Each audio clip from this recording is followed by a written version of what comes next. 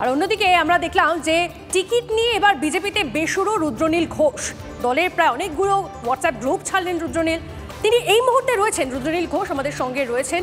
টিভি9 বাংলায় আপনাকে স্বাগত। আমি আপনার সঙ্গে তনিষ্ঠা রয়েছে, আমার সঙ্গে রয়েছে দীপ। প্রথমে আপনাদেরকে জানতে চাইবো যে এতগুলো হোয়াটসঅ্যাপ গ্রুপ ছেড়ে দেওয়া কারণ কি? প্রথমত হচ্ছে যে এতগুলো হোয়াটসঅ্যাপ গ্রুপ বিজেপির অফিসিয়াল নয়। বেশ কিছু মানুষের তাদের ইচ্ছা বা ভালোবাসায় যারা পাড়ার কর্মী রয়েছেন বা মণ্ডলের কর্মী রয়েছেন, যেহেতু আমার জীবিকার জন্য, আমার কাজের জন্য অভিনয় জগতে প্রচুর মানুষ পছন্দ করেন, বা আমার ক্রমাগত লড়াইয়ে থাকা, মার ময়দান ছেড়ে না যাওয়া, জীবন জীবিকা তৃণমূল নষ্ট করে দেওয়ার পরেও যেভাবে মাঠে থেকে এবং আপনারা সোশ্যাল মিডিয়ায় যে কোনো জায়গায় আমার বক্তব্য দেখেন, সেই ভালোবাসার জায়গা থেকেই তারা বিভিন্ন গ্রুপে আমাকে জড়িয়ে নিয়েছিলেন। কিন্তু সেই গ্রুপগুলোতে আমার দলের প্রয়োজনীয় যে 4-5টি গ্রুপ, যেগুলো দলীয় তথ্য বা নির্দেশ আদান প্রদান করবার ক্ষেত্রে খুব গুরুত্বপূর্ণ ভিডিও, ফটো বা নির্দেশ যেগুলো আসে, সেগুলোই কিন্তু ঘুরে ফিরে আবার এই 67টা গ্রুপে আবার পাঠানো হতো।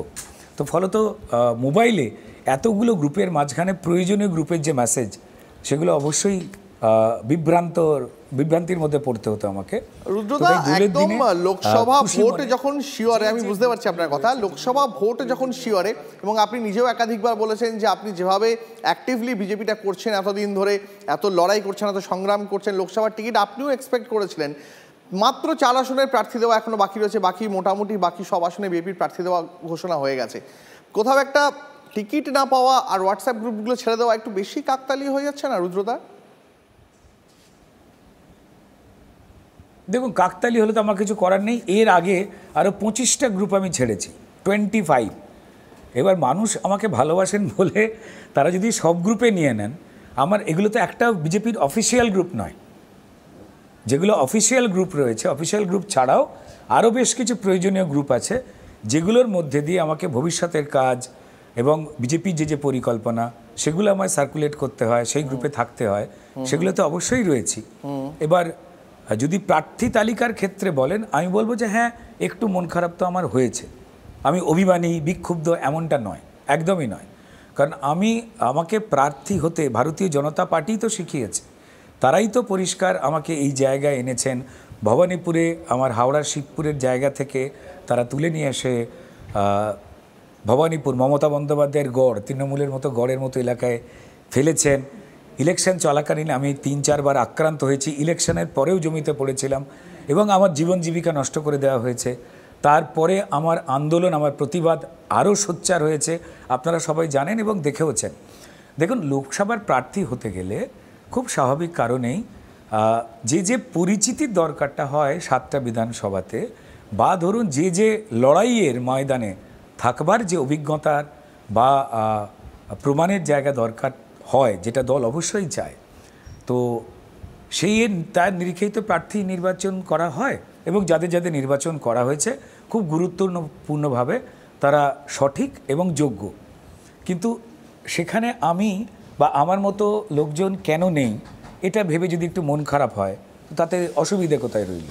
কিন্তু আপনার তো এত তাড়াতাড়ি, মানে আমি যেটা আপনাকে থামালাম একবার, আপনার তো এত তাড়াতাড়ি অভিমান করার বা হতাশ হওয়ারও কারণ ছিল না বলেই মনে হয়। কারণ এখনো তো ডায়মন্ড হারবার, যেটা প্রেস্টিজ ফাইট এবছর বিজেপির কাছে কার্যত এই লোকসভা ভোটে অন্তত, সেখানেও তো আপনার নাম সেখানেও তো আসছে।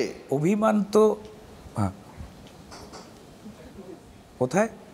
ডায়মন্ড হারবারে, সেখানেও তো প্রার্থী তালিকা হওয়ার দৌড়ে যারা রয়েছেন তাদের মধ্যে তো আপনার নামও ভেসে আছে এখনো। দেখুন, আপনারা বসে জানতে পারেন যে আসছেন, কিন্তু আমি ব্যক্তি হিসেবে তো জানতে পারছি না। আমি তো দলের একজন গুরুত্বপূর্ণ কর্মী, তাই না? তো আমারও তো সেগুলো জানার দরকার রয়েছে। নেতৃত্ব সেগুলো তো আমার সঙ্গে আলোচনা করার দরকার রয়েছে যদি এমনটা হয়। আবার বলছি, যারা প্রার্থী হয়েছেন বা হবেন, তারা ডেফিনেটলি যোগ্য। দল সঠিক সিদ্ধান্ত নিয়েছে।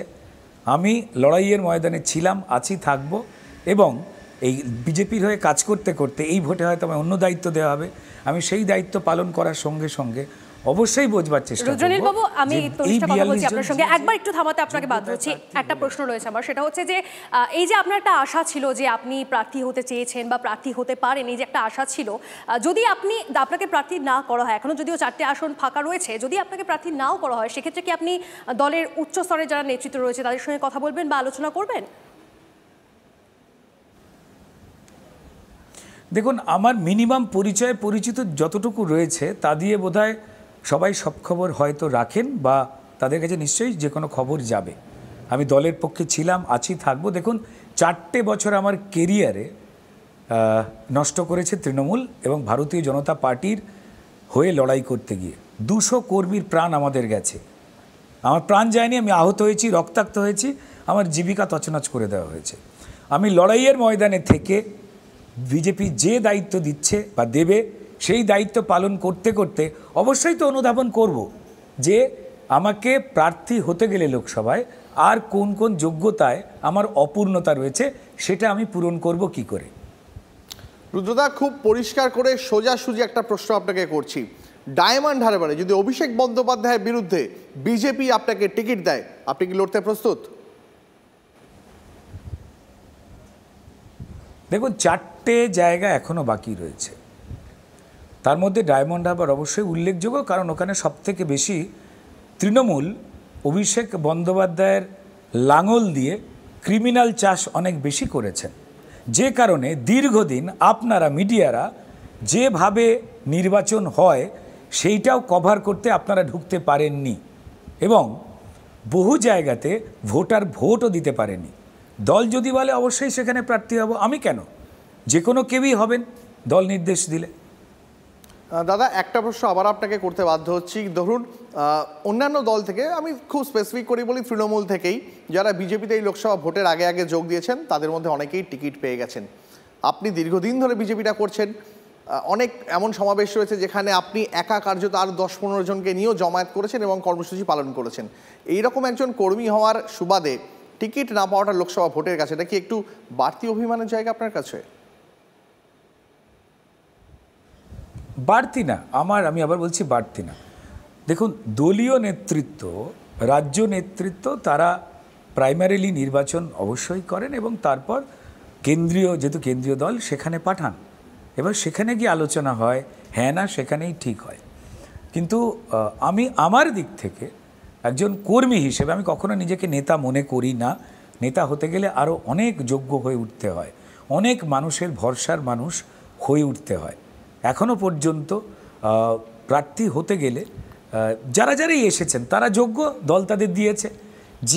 যেখান থেকেই প্রার্থী হয়েছেন, এখনও যে 38 জন হয়েছেন, তারা প্রত্যেকেই বিভিন্ন কারণে যোগ্য। এখনও 4টে সিটের প্রার্থী ঘোষণা বাকি। যদি 4টে সিটের মধ্যে দল আমাকে দেয়, মন খারাপ কমবে, আর যদি না দেয় তো তাহলে আবার কেন 42 জন কীভাবে প্রার্থী হলেন, সেই যোগ্যতায় আমি কি করে একদিন পৌঁছবো, সেটা আমায় তাঁদের দেখে শিখতে হবে। কিন্তু অবশ্যই সেটা দলের মধ্যে থেকে দলের জন্য লড়াই করে, দরকার হলে আবার যদি রক্তাক্ত হতে হয় দলের জন্য হব।